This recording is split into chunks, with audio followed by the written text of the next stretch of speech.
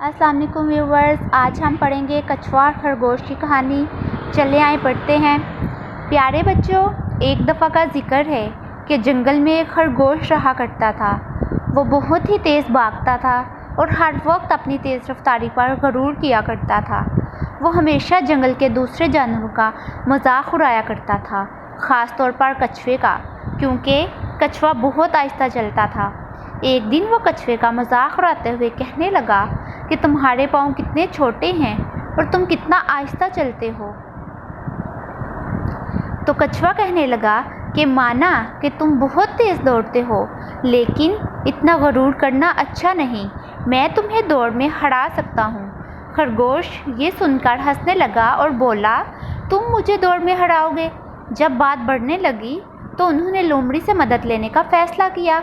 लोमड़ी ने कहा कि कल सुबह तुम दोनों पहाड़ी के पास आ जाना। जो पहले पहाड़ी पर चढ़कर वापस नीचे पहुंच जाएगा वो जीत जाएगा। अगली सुबह जंगल के सारे जानवर ये दौड़ देखने के लिए पहाड़ी के पास जमा हो गए। फिर लोमड़ी ने दौड़ शुरू होने का ऐलान किया। खरगोश तेज़ी से दौड़ता हुआ नज़रों से ओझल हो गया, जबकि कछुए ने अभी चंद कदम का फैसला ही तय किया था। खरगोश दौड़ता हुआ पहाड़ी के ऊपर तक पहुंच गया और कछुआ अभी तक आधे रास्ते भी तय नहीं कर पाया। इधर खरगोश ने कछुए का मजाक उड़ाने के लिए सोचा कि क्यों ना मैं कुछ देर यहाँ दरख्त के नीचे बैठकर कछुए का इंतज़ार कर लूँ। जब वो यहाँ पहुँच जाएगा तो मैं तेज़ी से भाग जाऊँगा।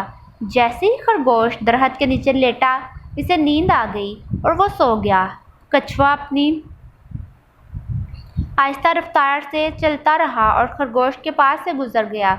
जब खरगोश की आंख खुली तो शाम हो चुकी थी और आसपास कोई नहीं था। खरगोश ने सोचा कि कछुआ तो अभी बहुत पीछे ही रह गया। वो तेज़ी से भागने लगा और पहाड़ी के पीछे नीचे पहुंच गया। वहां पहुंचकर इसने देखा कि कछुआ तो वहां पहले से मौजूद है। ये देखकर इसे बहुत शर्मिंदगी हुई कि वो नींद के मज़े लेता रहा, जबकि कछुआ अपनी दौड़ जारी रखी और वो जीत गया। खरगोश को इसके गरूर का सबक मिल चुका था। इसके बाद इसने कभी किसी जानवर का मजाक नहीं उड़ाया। तो प्यारे बच्चों, हमने क्या सीखा कि खरगोश की तरह तेज़ रफ्तारी और गरूर से काम बिगड़ता है और कछुए की तरह मेहनत करने से ही कामयाबी मिलती है। अल्लाह हाफिज़। फिर मिलेंगे एक नई वीडियो के साथ। मेरी वीडियो को लाइक कमेंट करना ना भूलिएगा।